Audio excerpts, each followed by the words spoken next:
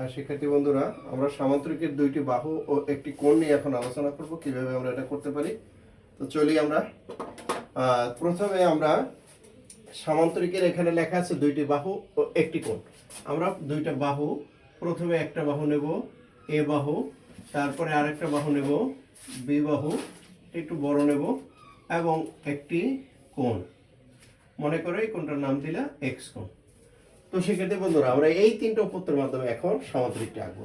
তো সামান্তরিকের প্রথমে যে কোনো রশ্মি নেই, আমরা অঙ্কন লিখতে যাই। দেখি তো অঙ্কন অঙ্কন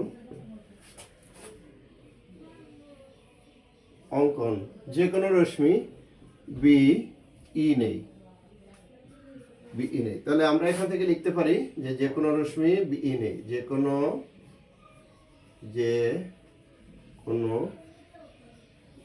রশ্মি বি ই নেই, যে কোনো রশ্মি বিই নেই। এখন তাহলে এই বিই থেকে আমরা যার যে মাপটুকু নেব সেটুকু আমরা লিখব। বিই থেকে বি এর সমান করে, বিই থেকে বি এর সমান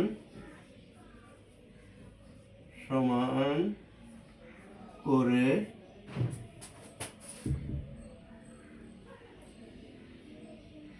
বি থেকে বি এর সমান করে আমরা বিসি নেই,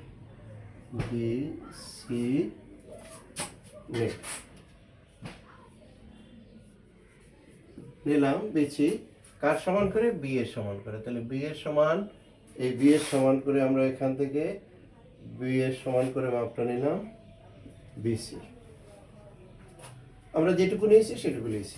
এখন এই বিসি থেকে বা বিসি রেখার বি বিন্দুতে, কোথায়, বিসি রেখা, তার মানে এই রেখাটার বি বিন্দুটা অর্থাৎ এইখানটাতে, বিসি রেখার বি বিন্দুতে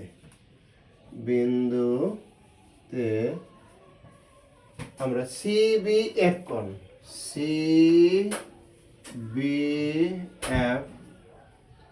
কোণ সমান এক্স কোণ আঁকি।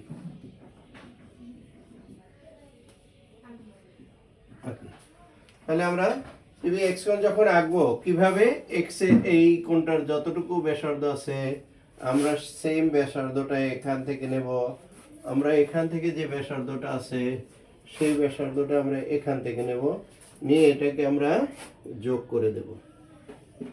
সিবি এটাকে দিলাম এফ, সিবিএফ কোণ সমান এক্স কোণ, অর্থাৎ ওই কোণটার সমান এই কোণটা আঁকা হয়ে গেল এক্স কোণ। এখন আমরা যেহেতু বি বাহুটাকে এখানে নিয়েছি, এখন এ বাহু এই বাহু থেকে নেব। তাহলে আমরা বিএফ থেকে কি লিখব, বিএফ থেকে আমরা বিএফ থেকে এ এর সমান, এর সমান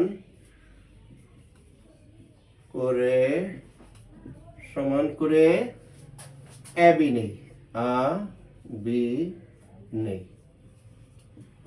এবি নেই কি করে, তাহলে আমরা এখান থেকে যে মাপটা নেব এবি, অর্থাৎ এখান থেকে সেই মাপটাই নেব, এটার নাম দেবো এ বি নেই।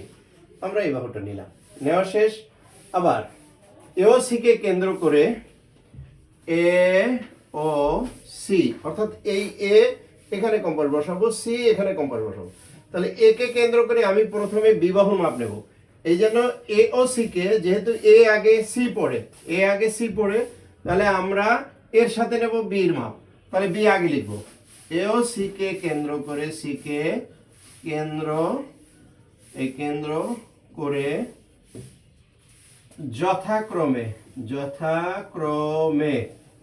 যথাক্রমে বি ও এ এর সমান, বি ও এ এর সমান ব্যাসার্ধ নিয়ে, অর্থাৎ আমরা আগে এ লিখেছি, এ কে কেন্দ্র করে আমরা বির মাপ নেব, এই জন্য বি আগে লিখেছি। সি কে কেন্দ্র করে আমরা এর মাপ নেব, তাই আমরা এ পরে লিখেছি। এর সমান ব্যাসার্ধ নিয়ে কোণ এ বি সি এর কোণ এ বি সি এর অভ্যন্তরে অভ্যন্তরে ও ভয়জাক অভ্যন্তরে, অর্থাৎ আমরা অভ্যন্তরে এর অভ্যন্তরে দুটি বৃত্তচাপ আঁকি, দুইটি বৃত্তচাপ আঁকি। এখন এই বৃত্তচাপ আঁকি, তাহলে প্রথমে আমরা বিমার মাপ নেব, নিয়ে একটা বৃত্তচাপ আঁকবো, আবার এ বাহুর মাপ নেব, এই বাহুর মাপ নিয়ে আরেকটা বৃত্তচাপ আঁকবো। এখন এই বৃত্তচাপ যে দুটো দিলাম, চাপ দুটি কোথায় গেল? প্রথম বৃত্তচাপ দিলাম, এই বৃত্তচাপ ডি বিন্দুতে ছেদ করে, বৃত্তচাপ আঁকি। এখন বৃত্তচাপ দ্বয়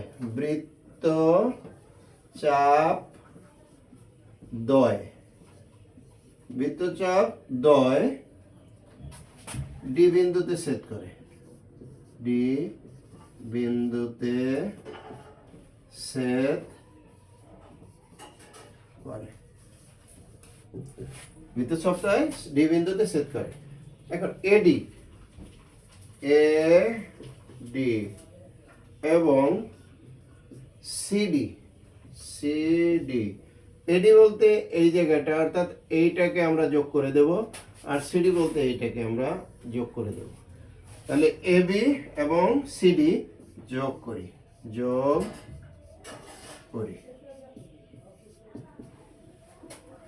তাহলে যোগ করি, তাহলে A B C D E উদ্দিষ্ট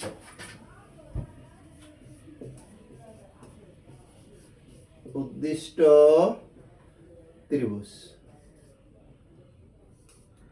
sorry আমি ভুল বলছি, উদ্দিষ্ট সামান্তরিক।